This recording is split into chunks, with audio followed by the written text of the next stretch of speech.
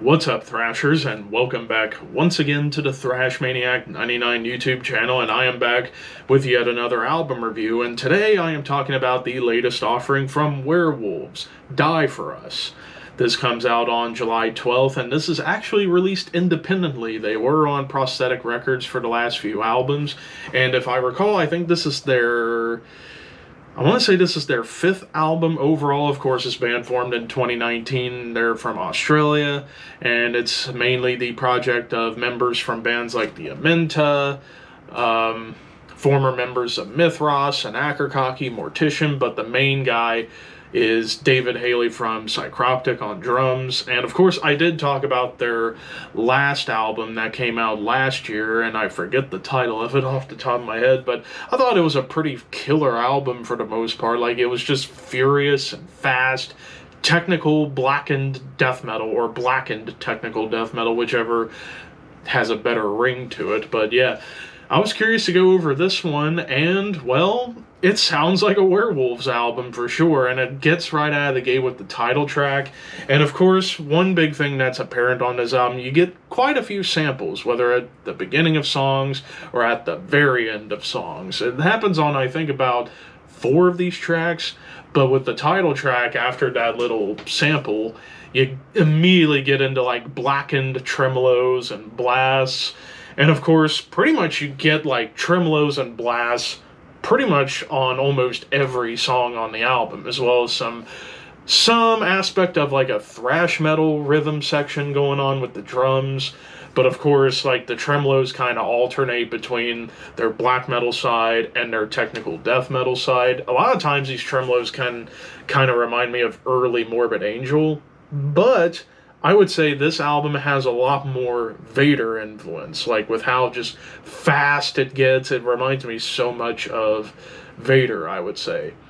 But yeah, with the title track opening up, it was a very good pace setter, I would say, for the album. And then into the song Beaten Back to Life, which, love the play on that title on Eaten Back to Life by Cannibal Corpse. This is really where the Vader influence really shines through with the blast beats and the riff work, though it gets more technical once again. Fuck You, Got Mine, triplet chugs with tremolo riffs, very much in the vein of bands like Morbid Angel and Deicide and Cannibal Corpse, like that classic Floridian death metal vibe, but a little bit faster. Even some double time comes in here to kind of add a little bit of like a big stomp to the song.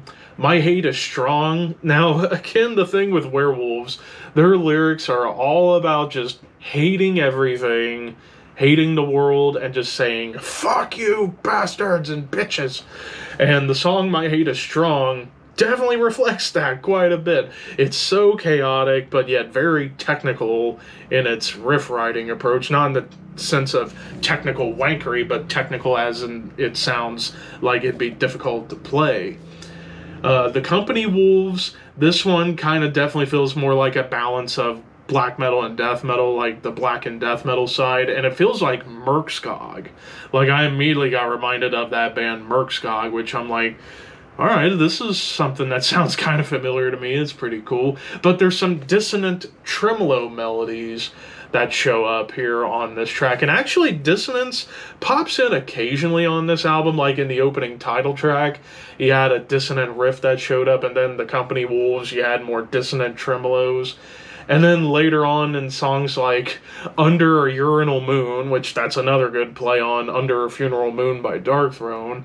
And then even in the closing track, Stay Down, some cool like dissonant tags to kind of add more to the song to make it sound even more evil than it already does. But the song Spittleflecked Rant, which was the shortest track of the album at under 3 minutes, this one felt more like a grindcore song, almost like something Napalm Death or Nasum would have probably done, and it sounded pretty cool for this production style, which the production itself, the drums might at times sound a little too processed at times, but like the guitars and the bass, I think, was pretty much perfect. The track "We All Deserve to Be Slaves," more of that Vader influence coming out, as well as the technicality just galore on this song. But with the final track, "Stay Down," this one, huge tremolo riffs, but it does have a nice gallop to it, and dare I say, dance friendly grooves going on. But and then going back to "Under a Urinal Moon," not only do you get those dissonant tags, but it's also groovy and doomy and punchy, at least until the end when it gets back to blasts and tremolos.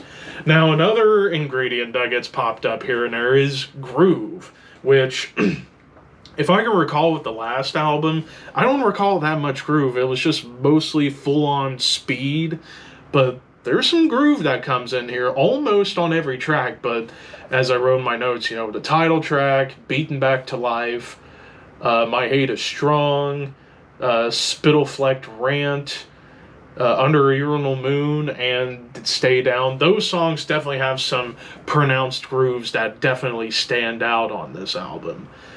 As far as any negatives go, like I said, pretty much my big gripe with this album was the drum production was inconsistent. Like sometimes the drums would sound good, other times it would just sound like they were too processed, like the snare and the kick in particular. And then the other complaint I might have is that a lot of these songs can run together because it's just all about a steady barrage of tremolos and blasts and thrashy beats. So a lot of songs can kind of sound really similar because of that aspect of this album. But it's what Werewolves is all about, judging from the last album and listening to this. It's pretty much what they're about, is blazing speed in the guitars and the drums. But overall, while I don't know if I like it quite as much as the last album, it's still a really good offering. I'm going to give this a 3.5. I think this was actually a really good follow-up to their last album. Granted, I liked their previous album a little bit more than this, but still, it's a good album nonetheless. If you are a fan of Anal Nathrock, Morbid Angel, Vader, and Merkskog, check this out. But of course, those are just my opinions. What did you guys think? Let me know in the comments below. Thank you for watching. Don't forget to like, comment, share, subscribe, all that fun stuff. Keep your horns high and your dreams wet. Thank you for your patronage.